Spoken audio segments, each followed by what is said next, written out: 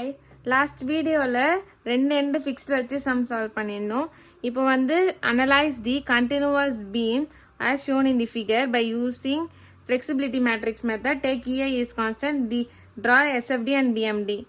So அது என்ன கண்டிஷன்னா, ஏல வந்து சிம்பிளி சப்போர்ட்டட் இருக்குது, மூணு இடத்துலையுமே சிம்பிளி சப்போர்ட்டட் தான்.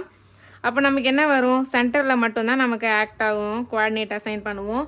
ஸோ அப்புறம் B to C வந்து நமக்கு யூடிஎல் இருக்குது, A to B வந்து ஏசென்ட்ரிக் லோடு இருக்குது. ஸோ அப்போ அதுக்கு step 1 degree of static indeterminacy.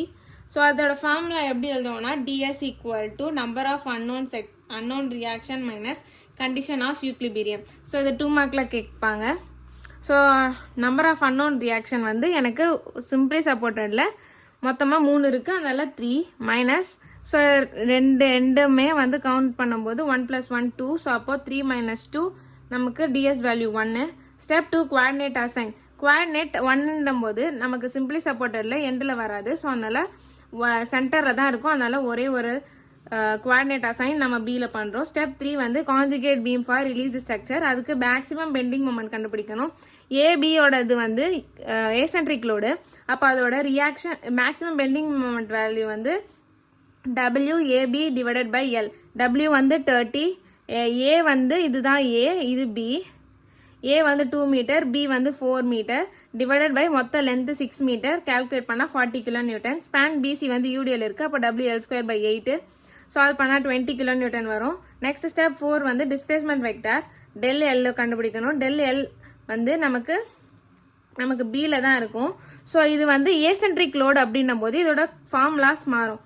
அதுக்கு என்ன ஃபார்முலானா, half into L into height by EI into L plus A divided by 3 into 1/Lன்னு வரும்.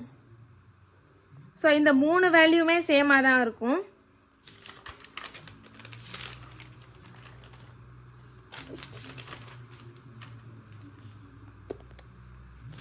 ஸோ ஃபஸ்ட்டு இதில் நம்ம 2/3 வச்சு பார்த்தோம். இந்த இடத்துல ஆஃப் போட போகிறோம். ஆஃப் இன்டூ லென்த் வந்து 6, ஹைட் வந்து 40 கண்டுபிடிச்சிருக்கோம் 40. Next L plus A. L வந்து 6 ப்ளஸ் ஏவோட வேல்யூ வந்து 2 divided by 3 into 1/L. L வந்து 6. இது ஒரு டேர்மு. அப்போ பிக்கு வந்து பிஏ ஒன்று வேல்யூ முடிஞ்சிச்சு.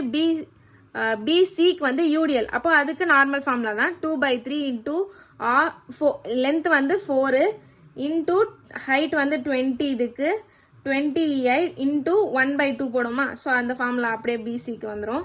ஸோ சால்வ் பண்ணோன்னா இது ரெண்டுத்தையுமே ஆட் பண்ணால் 80 வரும். Next step 4 unit displacement. Unit displacement வந்து பியில் தான் பார்க்கணும். அப்போது அதுக்கு டெல் 1 நடுவில் இருக்கும்.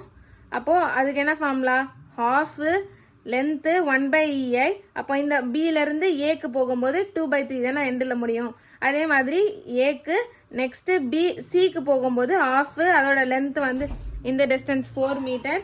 நெக்ஸ்ட்டு 1/EI இன்டூ இந்த எண்டு போகும்போது 2/3 அப்படின்னு சொல்லிட்டு வரும். நெக்ஸ்ட் வந்து அது ரெண்டுத்தையுமே ஆட் பண்ணும்போது 3.33 டிவைடட் பை EI வரும். நெக்ஸ்ட்டு காமா வேல்யூ கிடச்சிட்டதுக்கப்புறம் எண்டு மொமெண்ட்டில் சப்ஸ்டியூட் பண்ண போகிறோம். எண்டு மொமெண்ட்டோட formula gamma inverse into del minus del L. So அப்போ காமா வேல்யூ வந்து எனக்கு 3.33, EI வெளியே போயிடணும். நெக்ஸ்ட்டு டெல்லோட வேல்யூ 0. ஸோ டெல் எல் நம்ம என்ன கண்டுபிடிச்சிருக்கோம், ஸ்டெப் 4ல் 80 கண்டுபிடிச்சிருப்போம். 80 டிவைடட் பை EI கேன்சல் ஆகிட்டு.